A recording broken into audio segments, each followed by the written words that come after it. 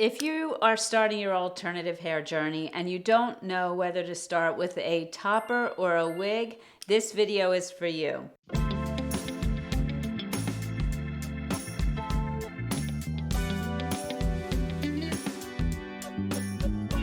Today I'm going to be talking about the differences between toppers and wigs, the pros and the cons, and how to decide which will work better for you. Okay, so before we get started, let's just talk about what is a topper and what is a wig. The main difference is that a topper is a hair piece that you're going to use in addition to your bio hair, so you'll be seeing both, versus a wig, which covers your bio hair completely. In most cases, you're not going to be seeing your bio hair under a wig unless you want to pull out, some little pieces or whatever. But a wig is a hair replacement, basically, while a topper is in addition to your hair, and it enhances your bio hair. So the first question you're going to want to ask yourself is, how much hair loss do I have? How much hair do I have? If you're somebody who doesn't have any hair, then a topper's not for you. You're going to want to move to a full wig. If you have hair loss, you want to have some healthy hair to attach the topper to. So you may have some hair loss around the crown area, but you have healthier hair down here. A topper is a piece that sits somewhere on your head depending on what you decide to get. You can get just a crown piece or something that covers more of your hair, but it's going to clip in to your bio hair. You want it to clip into healthy hair. So if you're somebody who has hair all over your head, but it's sparse and it's fragile, I wouldn't recommend a topper because clipping into that hair can actually cause more damage. The next question is really more about how you feel about wearing a wig or a topper. For me, at the beginning of my alternative hair journey, I was very self-conscious and I was afraid to put on a full wig. To me, it had much more stigma than buying a piece and adding it to my hair. So that's why I went with the topper at first, because I felt like, well, it's really just my hair and I'm just having a helper piece in it. And for whatever reason, I felt more comfortable that way. So just knowing how you feel about that can help you decide where you'd like to start. Now, assuming you have enough hair to get a topper and you feel comfortable getting a topper or a wig, then you're going to want to look at how versatile you want your pieces to be. For me, wearing a full-on wig is so much more versatile. With a topper, you're going to need to blend with your current hair. So that means the color, the style, and the texture are all going to have to blend nicely with your bio hair. A wig, on the other hand, is going to cover everything. And so you can basically wear any style, any color, any texture. And that's one of the great advantages and one of the things that I really love about wearing wigs, because I like to change up my look, and I'll be red one day, blonde the next, curly, straight, short, long. So that's one of the beautiful things about wigs. With the topper, I had to make sure that the topper was going to blend with my hair. The next thing you will want to ask yourself is, how much work do you want to do? Now, as I said, with the topper, you need it to blend with your hair. So I would continue to get my hair colored at the salon to make sure that it was a color matching my topper. And then in the morning, I would style my own hair still so that it matched the style of my topper. So I would still blow it out, in the style, and then put this on. With a wig, I can just throw it on and go. No styling necessary. Now, I can change up the style if I want to, and that goes to the versatility again, but I don't have to do anything to it. I can throw it on and go. Not only that, I don't have to spend the money at the salon getting my hair styled or dyed anymore because I'm covering it up. And one of the byproducts of that is my hair actually is healthier than it was before. And also, I'm not spending the money at the salon, so I feel free to spend that money on the wigs. So there is that piece as well. How much work are you willing to put in, or would you rather something that's just easy, throw on and go?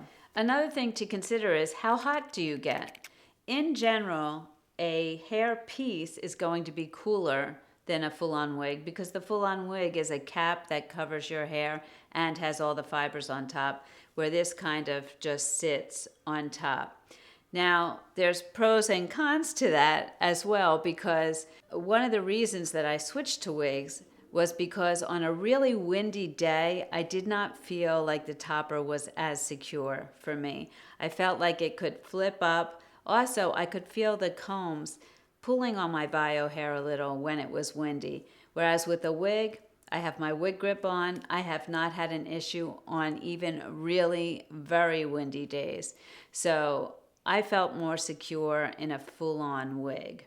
But if your main issue is that you just get so hot and a topper is an option for you, then a topper may be a better option because it is cooler in general than wearing a full-on wig. Now, budget is an interesting thing because in general, a piece is going to be less expensive than a full-on wig. However, with the piece, as I said before, I needed to still get my hair done at the salon. I needed to keep the color up and the style up. If you're somebody who's just wearing your natural hair and you don't color it and you're just adding a piece that matches it, then maybe the topper will be less expensive. But for me, it actually worked out that the full-on wigs were less expensive because I wasn't going to the salon and I would just take that money and spend it on my wigs. Okay, so those are the main questions that I would ask to try to decide which would be better for you. Now, some people have both toppers and wigs in their collection and they change them up and use them based on the weather conditions or how they want to look that day. And that's totally fine too. Now that we've talked about the differences and the pros and the cons, I'm going to show you how to put on a topper, and I'm going to do it on what my bio hair looks like now, which is not a match for this, but it'll be a good illustration of showing the different places where you would need to blend. And my current bio hair is not going to blend with this, but you'll get to see that. And then I'll also show you how I put a wig on. Okay, so here I am with my bio hair. You can see how thin it is and how short it is. I like to keep it short. It's easier to put under my wigs. I find if it gets longer, even though it's thin, and I put it in a ponytail, I have this knot in the back, and I don't like how that looks with a wig. So I keep it pretty short. You can see there. This is all the hair I got. So I'm going to show you how I put this topper on, which does not match my current hair, as I said, but I'm also going to show you clips of me putting it on when I had the hair that matched this. But I really wanted to talk about how to put on a topper and make sure that when you're doing it, you're being very careful with your bio hair so as not to cause more damage. In general, your topper is going to come with some sort of clips or combs that you're going to hook into your bio hair. Now, this particular topper, I got at a salon. I didn't know anything about alternative hair at all, and that's why I started at a salon. I was lucky enough to have one nearby. It was about an hour away. I know so many people don't have salons near them, but I was lucky enough to have one, and I went and learned a little bit. So this one has a full mono top, and then it has a little, I don't know if that's silicone or polyurethane there. And this is the front clip. Now, I didn't get a lace front, and I didn't know this at the time, but the person I was working with there knew it, that since I was going to be clipping this in behind my front hairline and having my own hair out, I didn't need or want a lace front because it would look more natural if I had my own hairline up front. So no lace front, but I did have the full mono top for the parting.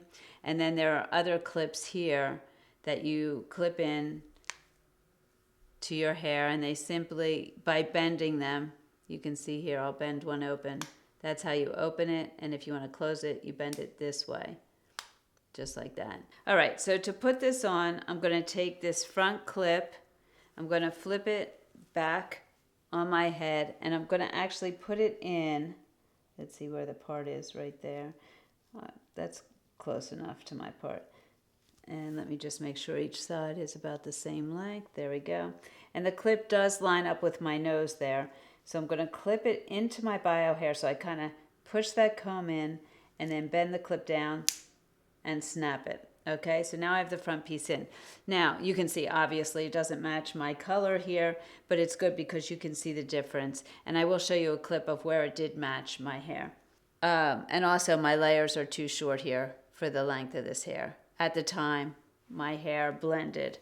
Okay, so I clip that in. Then what I'll do is go around to all the other clips, and you kind of stick that comb under your bio hair a little, and then close your clips. Like that. Go around your head. Okay, so now I have all the clips in. This is what it looked like. And with my hair at the time, which matched, and I had more of it in the front, my hairline keeps moving back. So this is actually further back because my hairline's back. But at the time, my hairline was further up, and I would have this just clipped in right behind my hairline. So that's another thing. If you have a hairline that has moved back like mine, then you may want a piece that has a bang or something like that. But that's basically it. And I would put it in. Now my hair is short now, but I'll show you the back. And it had this stacked back, just like my hair did. You want to make sure that when you clip it into your hair, it doesn't feel like it's pulling on the hair or causing any damage. That's really important. Okay, so that's the topper. And now I'll show you how I put on a wig.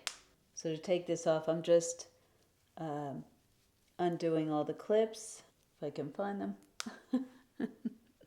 And of course, when you take it out of your hair, you want to carefully lift it, and because those combs can grab your hair a little bit. There we go. So that's how to put in a topper. All right, now for a wig, it's a little bit different. I use a wig grip. I love this wig grip. When I first started wearing wigs, I was so worried about them coming off that not only did I wear a wig grip, but I used It Stays, which is a water-soluble adhesive. And I would put that right at my front hairline and then also at the nape just a little bit to make sure my wig was secure. But now after wearing wigs for so long, I realize they stay on much easier than I thought they did. So what I'll do with the wig grip is I just put this on and around my head like this, and then pull it right behind my hairline. Now you can see mine has lace because I usually have some sort of monofilament part or monofilament top, and so I don't want the wig grip showing through the wig. Then to put on a wig, this is Favorite by Amore in Blonde Rooted, one of their new wigs. I hold the wig by the tag here like this, and then I'm going to kind of dive into the wig and pull it over the back, and then the ear tabs, which I'll show you on another wig in a second, I just make sure they're in the same position on each side of my head. They're kind of like your little adjustment that shows you where your wig belongs. Okay, then I flip it up, and I just want to make sure that my hairline is in the right place, which is about 4 fingers from my eyebrow. And then that's it. And my wig is on. There's adjusters in the back. Let me show you the ear tabs that I just used to place the wig on my head. These are the ear tabs on a wig. And so when you have it on, you're just going to want to make sure that those ear tabs are in the same place on each side of your head. And then wigs have these adjusters. I like the Velcro ones. There's some that have like the bra hook type thing with the notches, and you can adjust your wig to be tighter or looser based on your circumference. But that's really it. I can throw on the wig and go. It's so easy. And like I said, I love to change up my look by wearing long wigs, short wigs, different color wigs, all different things. And that's part of the beauty of wearing wigs, is the versatility. Okay, so there you have it. Some easy questions. How much hair do you have? How much hair loss? Can you wear a topper with the amount of hair you have? Are you comfortable moving directly into a wig, or would you rather start out more slowly, just adding something to your current hair? How much work do you want to put into wearing your alternative hairpiece? Do you want to get your hair done at the salon and still style your hair in the morning? Or would you rather something that you can just throw on and go? Versatility. How much versatility do you want? Do you want to be able to change up your style, your color, your texture? Or are you somebody who likes to wear your hair basically the same every day, but maybe curl it or something like that, but same color and same kind of look? And then also, how hot do you get? Are you somebody who sweats a lot and feels that you would be more comfortable in just a hair piece? Or is temperature not really an issue for you? Okay, I hope you found this video helpful. If you have any questions at all, please put them in the comments below and I will get back to you as quickly as I can. Don't forget to head over to my blog over at frannieshair.com. I have a lot of information about toppers over there and how to measure your head for a topper in case you're interested in that. And as always, thank you so much for joining me. I truly appreciate it. Remember to make it your own, and I'll see you soon.